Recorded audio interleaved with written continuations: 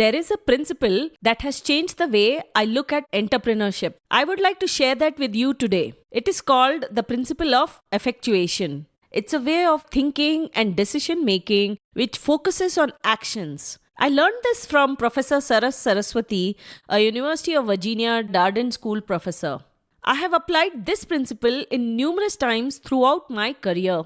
So, what are these principles? There are 5 of them. The first principle is called the bird in hand. It talks about living our reality and making the appropriate decisions based on who you are, what you know, and whom you know. The second principle is called the affordable loss principle. It talks about focusing on the downside. For example, instead of calculating upfront how much money one will need to launch a project and then investing time, effort, energy in raising that money, the entrepreneur will try to first estimate the downside and examine what they are willing or able to lose. So the third principle of effectuation is called the crazy quilt principle.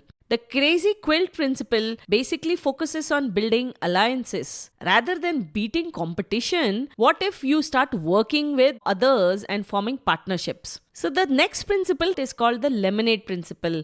This is the most talked about, easiest to understand principle where we leverage our contingencies. It talks about basically looking at what you can do best with what you currently have in hand rather than waiting for something favorable to happen around you and for you before you start doing something and taking action. So, expert entrepreneurs, they learn not only to work with surprises but also to take advantage of what exists with them.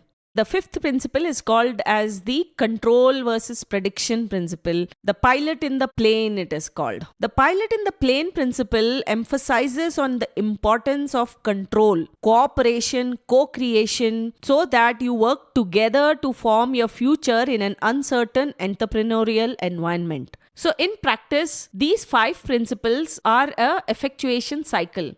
I have included a link to this topic in the comments so that you can learn more about it. Please go check it out. I hope it helps.